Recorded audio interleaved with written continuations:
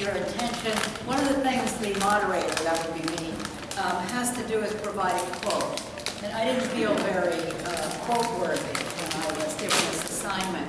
So I gave you, it's on your little card, I gave you a quote. But I think both these talks are going to be very relevant, I hope, to my quote, which is, of course, from E.O. Wilson, a very quotable person.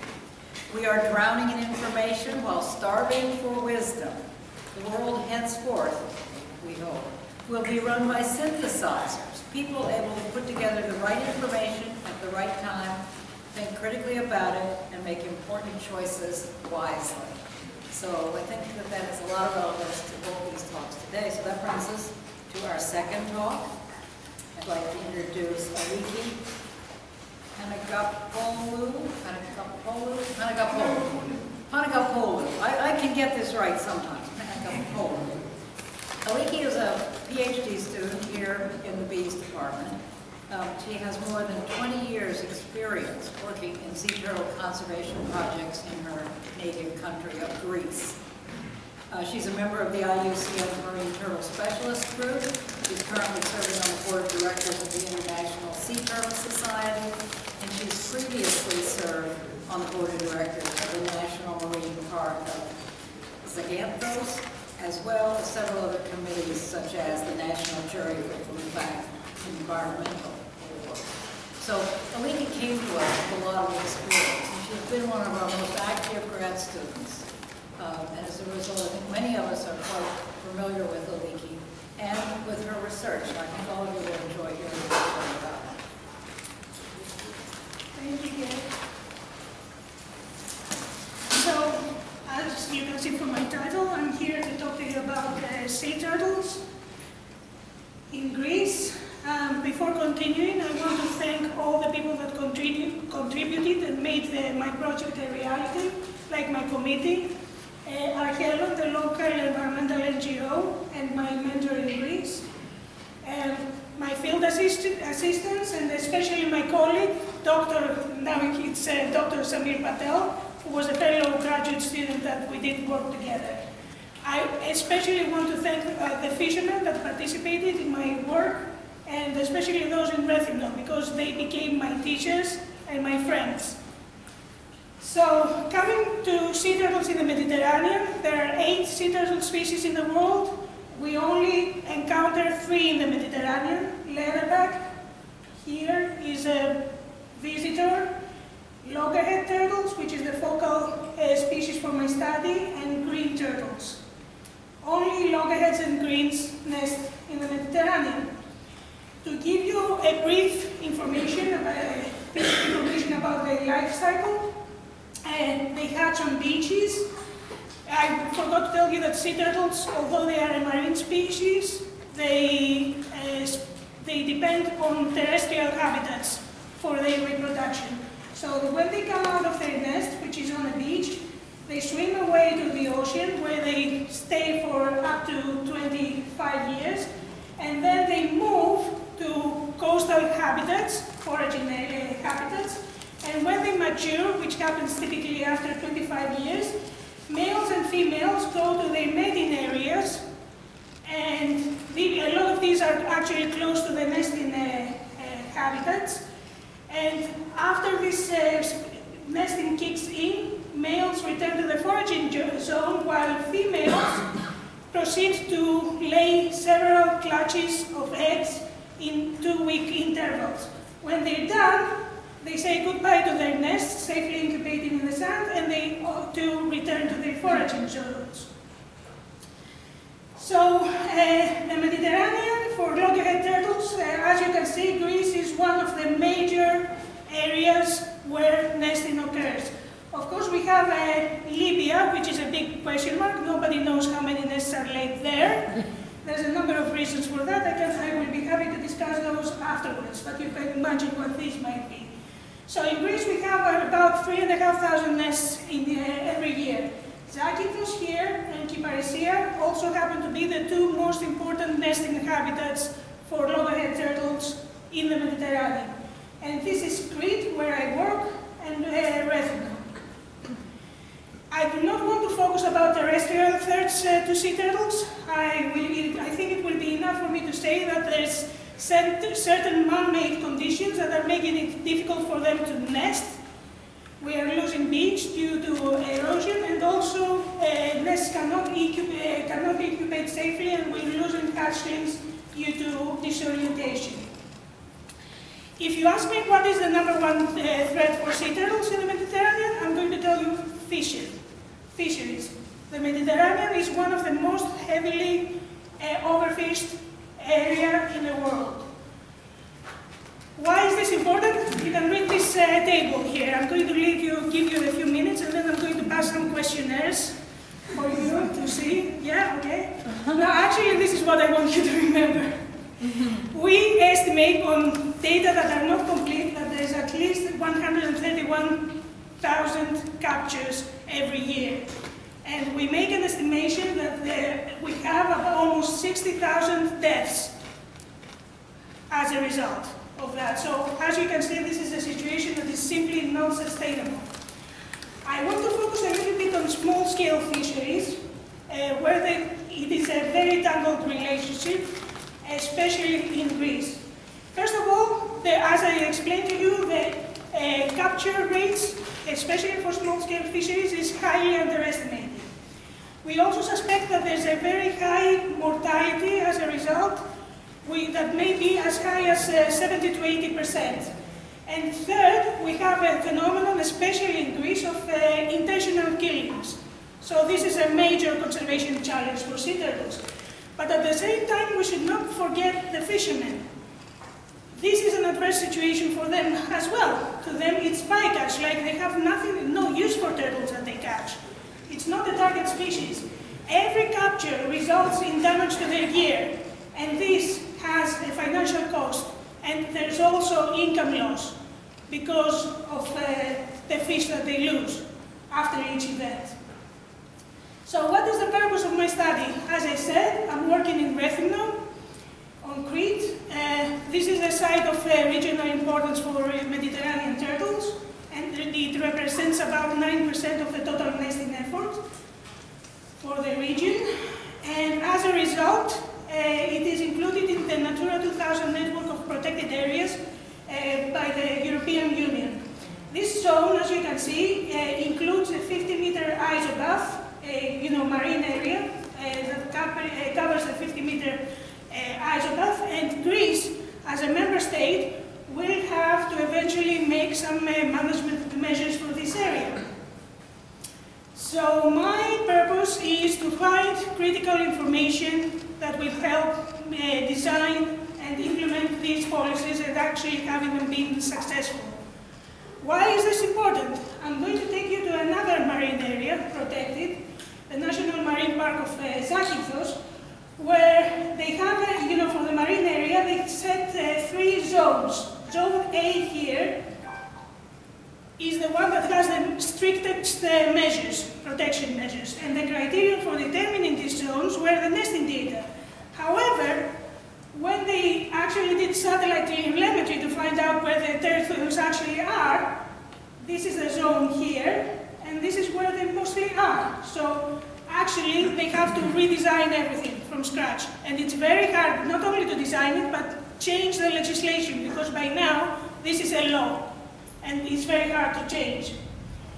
So, as I said, I am addressing missing pieces of the conservation puzzle from Rethymnon.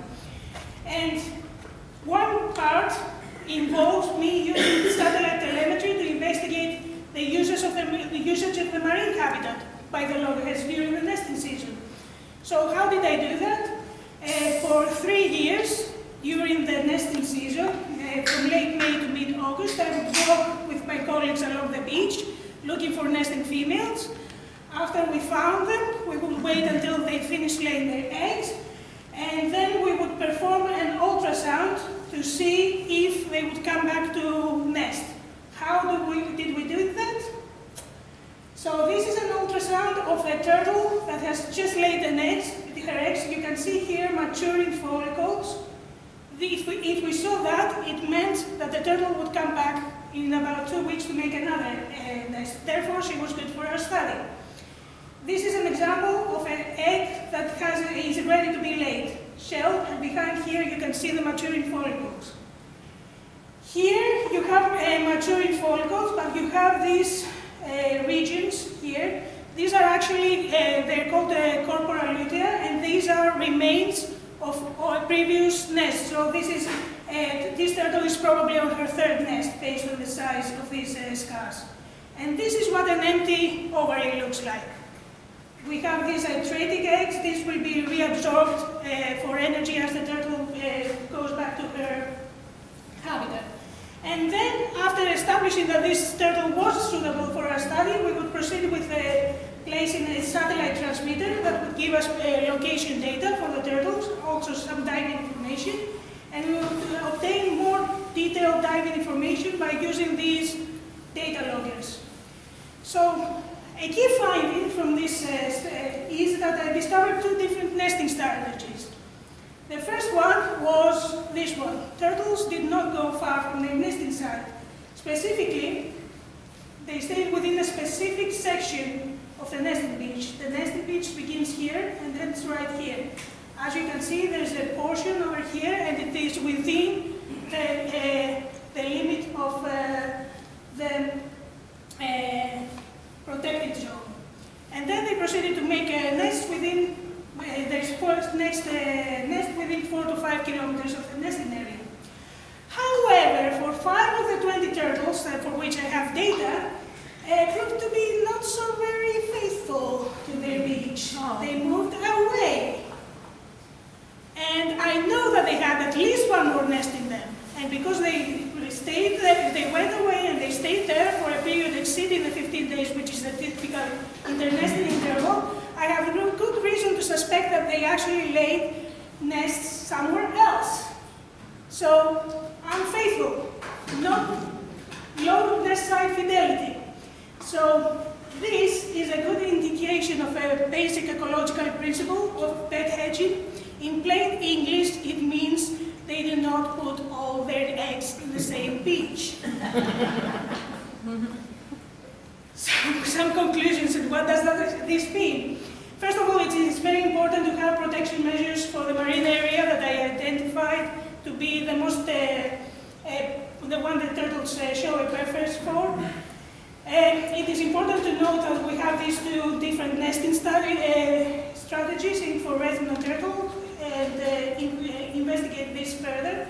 But what this suggests, the direct result of this, is that my management unit is not really Rethymno, it is Crete. And therefore, it is very important that the entire island is re-surveyed before we make any estimations about whether the population is increasing or decreasing. And I'm shifting gears and coming to the second part of my project, which has to do with small-scale fishermen, where I interviewed them about sea turtles and their impact on fishing and their livelihoods. To do this, I used a questionnaire that covered several topics.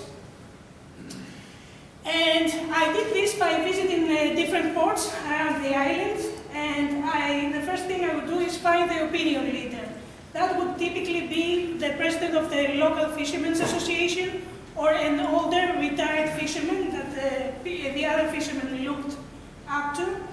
And after talking to them and interviewing them, I would move to interviewing other fishermen that sometimes, they would recommend me, but it was always good to follow the pecking order. Once the other fishermen knew that I had the support of the president, they were more open and willing to talk to me and participate in the survey. It was not very easy for me to do that, first of all because I did not know it was not possible to find the exact size of the fishing fleet. And fishermen are hard to find because they use peripheral ports, they shift in gears, and they have many fishermen's associations that have a very weak structure, so frequently I didn't know who the president was or met them before I actually went to the port. I had to deal with reserved attitudes on the part of some fishermen, and I had to increase my tolerance to alcohol. That was a personal problem because fishermen do like to drink. So results. I visited 18 ports. Now think about, alcohol consumption here. 18 ports visited, spoke to 111 fishermen, and conducted 101 interviews. So that I can give you a better idea of who I was talking to, the respondent profile would typically be, I would talk to a male who owned their own boat or were captains. They were relatively older, in their 50s. More than 70% of them, as you can see, were aged more than 55. They have been fishing for 30 years on average. A lot of them barely finished formal education. And about 40% of them, in fact, had just barely finished primary school. And for most of them, fishing is the dominant source of family income. The vessel that they're working on is an average less than 10 meters, of low engine power, with a small crew, usually family. They're using set nets, gill nets, or bottom long lines. And they go fishing very close to the shore. And they have a very limited distribution network for the fish that they catch. More frequently, they sell their fish directly from the boat. So the first question I asked them was, what changes do you see in your catch as compared to 5 to 10 years ago? The first one was that they report alien species that invaded from the Red Sea through the Suez Canal, like the dusky spinefoot and pufferfish that have turned out to be pretty problematic. But more importantly, 98% of them report reductions in the numbers of fish caught. And I get similar responses regarding fish abundances, or when I ask them about number of species or the size of fish. All these indicate that there is overfishing conducted. When I ask them what are the reasons for these reductions, what is the greatest impact, the top three are trawlers, commercial fishing by non-professionals, there's another surprise for me there, overfishing in general, for which some of them are putting the blame to themselves, pufferfish, and as you can see, damages from dolphins, seals, and sea turtles do not rate very high on their list. But when I ask them how have these changes affected your fishing activity, 75% of them almost say that they have increased their fishing effort, and this is expressed by increasing the gear that they use, working harder, longer, more hours, traveling further to fish, and even some of them admit to using smaller mesh size on their nets and smaller hooks just so they can catch enough fish to make a living. In short, they work harder, they have increased running costs, and all that is for fewer fish. A little bit later in the questionnaire, when we are discussing sea turtles, I'm asking them, so do you think turtles are increasing or decreasing? 70% of them are saying increasing. And I say, because this reported increase is not reflected in the data that we have on nesting activity, where we observe really sharp declines. So what's happening here? Put yourselves in the shoes of this fisherman. He has spent most of his day fishing. He never made enough money. He has to go further. He has to fish longer, and he spends more time out at the sea. So what is happening?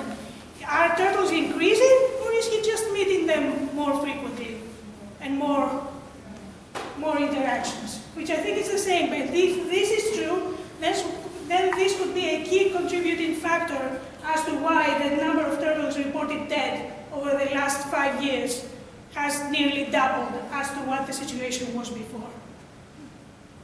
So to wrap up with this, it's a more complicated situation than we thought.